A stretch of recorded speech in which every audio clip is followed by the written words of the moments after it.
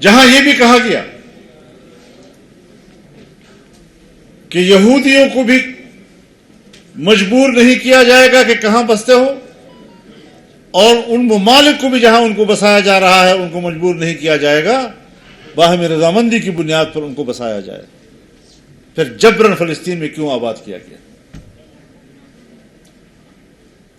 جہاں یہ بھی کہا گیا کہ فلسطین میں آباد نہ کیا جائے اس لیے کہ یہ اوور پاپولیٹڈ ایریا ہے، ضرورت سے زیادہ آبادی ہے یہاں کی، تو مزید آبادی کا متحمل نہیں ہے، اس کے باوجود فلسطین کو کیوں منتخب کیا گیا؟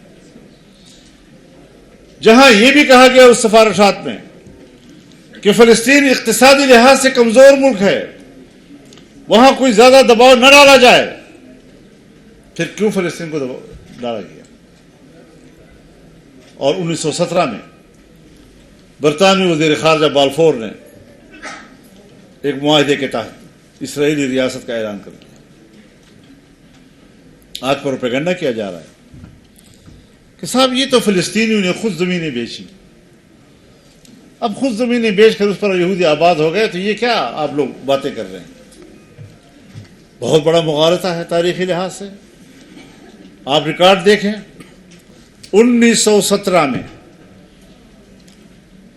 پورے فلسطین کی سرزمین پر اس کے 2% علاقے پر یہودی آباد ہے، 98% علاقے پر مسلمان آباد تھا، عرب آباد تھا، اور 48 میں یہ بنا، 47 کے اعداد و شمار کہتے ہیں کہ پورے فلسطین کی سرزمین پر صرف 6% پر یہودی آباد تھا، 94% جو ہے وہ فلسطینیوں کے ہاتھ میں تھا۔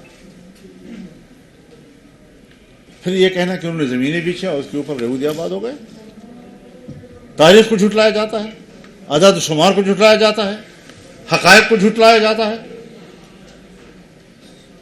تو اس حوالے سے اب اقوام متحدہ کیا کہتا ہے؟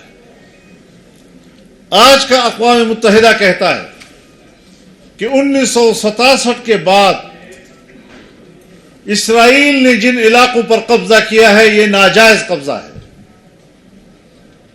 پاکستان تو اس کے وجود کو ناجائز کہتا ہے نا، لیکن سن 67 کے بعد اقوام متحدہ کی قرارداد کہتی ہے کہ مقبوضہ علاقے جو ہیں یہ ناجائز ہیں اور اسرائیل نے قبضہ کیے ہیں، اس سے ان کو واپس ہونا ہے۔ اقوام متحدہ کی قراردادوں کے باوجود امریکہ اور یورپ اس کے برعکس اسرائیل کا ساتھ دے رہے ہیں، ان کے قبضے کا تحفظ کر رہے ہیں۔ آج عالمی عدالت انصاف کہتا ہے کہ یہ انسانی مجرم ہے، جنگی مجرم ہے، اور اس کو گرفتار کر دیا جائے۔ گھوم رہا ہے دنیا میں، حالانکہ یہ فیصلہ آنے کے بعد کوئی بھی ملک کہ جس سے اس شخص کا جہاز گزر رہا ہو اس کی ذمہ داری بنتی ہے کہ جہاز کو اتارے گرفتار کر دے۔ نہ اقوام متحدہ کو سنا جا رہا ہے، نہ عالمی عدالت انصاف کو سنا جا رہا ہے۔ یہ دنیا ہمارے اوپر کیا مسلط کرتی ہے؟ یہ صرف ہمارے لیے ہے کہ کویت پر اگر قبضہ ہو جائے تو پھر صدام کو ختم کر دو، عراق کو تباہ کر دو۔ یہ صرف ہمارے لیے ہے؟ یہ کشمیر پر قرارداد پر کوئی عمل درآمد نہیں، وہاں آئے روز مظالم ہو رہے ہوں۔ تو عالمی اداروں کو امریکہ اور مغربی دنیا نے غیر مؤثر بنایا ہوا ہے،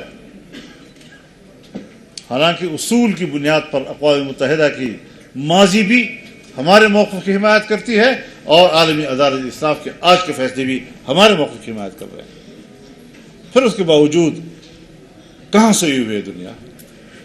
کیوں مردہ ہو گئی ہے؟ اور ہم یہاں پر اپنے معاملات کو سلجھانے کے بجائے الجھاتے چلے جا رہے ہیں۔ کشمیر کا مسئلہ ہے، لیکن کشمیر کے مسئلے سے پہلے ہمیں افغانستان کے حوالے سے سوچنا ہوگا کہ پاکستان بحیثیت ریاست کے اس نے افغانستان کے ساتھ اپنے سفارتی تعلقات بہتر کیوں نہیں بنائے؟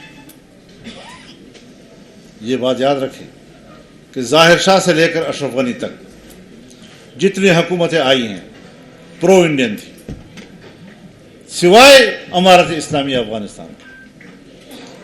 اگر ہم کوئی سیاست جانتے، اگر ہم کوئی سفارت جانتے، اگر ہم کوئی اپنا ملکی مفاد جانتے، تو آج افغانستان کو ایک پرو پاکستان افغانستان ہونا چاہیے تھا۔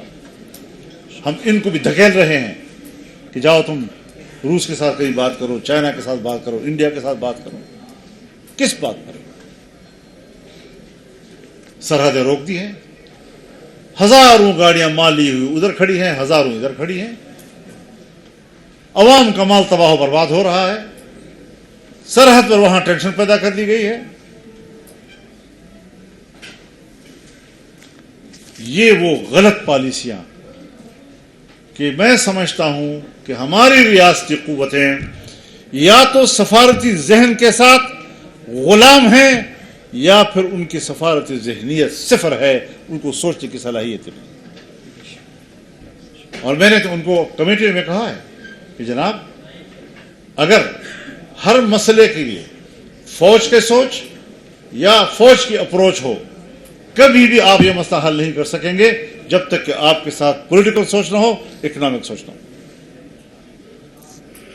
آپ کیسے اکانومی کو ٹھیک کر سکتے ہیں؟ انڈیا کی اکانومی اوپر جا رہی ہے، چائنا کی اکانومی اوپر جا رہی ہے، بنگلہ دیش کی اکانومی اوپر جا رہی ہے، انڈونیشیا کی اوپر جا رہی ہے، ملائیشیا کی اوپر جا رہی ہے، افغانستان کی اوپر جا رہی ہے، ایران کی اوپر جا رہی ہے، اور ان سب کے بیچ میں صرف پاکستان کی اکانومی گر رہی۔ کیوں؟ ہم تو جو کرسی میں بیٹھا ہوتا ہے صرف اس کو دیکھتے ہیں، اس پر تنقید کرتے ہیں۔ ریاستی پالیسی ہے جس کی وجہ سے ہم تباہ ہو گئے۔ آج بھی میں اپنے فوج کو اس محاذ سے ایک پیغام دینا چاہتا ہوں کہ اس کا اعتراف کر لو کہ موجودہ صورتحال میں آپ کی پشت پر طاقتور سیاسی قوت نہیں، آپ کو بھی سیاسی قوت کی ضرورت ہے، آپ کو بھی عوام کی پشت پناہی کی ضرورت ہے۔ زبانی بیانات جاری کر دینا قوم ایک ہے، قوم ایک ہے۔ اب جب ہمیں انڈیا نے چھیڑ دیا اور ادھر سے معاملات خراب ہو گئے، آپ دیکھ رہے ہیں کہ آج پوری قوم ایک صف پہ، ملک کی دفاع کے لیے ایک ایک مجاہد تیار ہے، ایک ایک پاکستانی مجاہد بن گیا ہے۔ ملک کے ساتھ سب وفادار ہیں، لیکن ہمیں تجزیہ کرنا چاہیے۔ لوگ بیوقوف نہیں ہوتے، ہر چیز کو سمجھتے ہیں لوگ۔ اگر انڈیا کے ساتھ معاملہ ہوگا قوم ایک صف پر ہوگی، اگر افغانستان کے ساتھ معاملہ ہوگا قوم ایک صف پر نہیں ہوگی۔ سیدھی بات ہے، اس چیز کو ذرا جانچنا چاہیے، تجزیہ کرو اس بات کا۔ دونوں کے پس منظر مختلف ہے، دونوں کی زمینی صورتحال مختلف ہے، سو وہ بھی دیکھا، سو یہ بھی دیکھا۔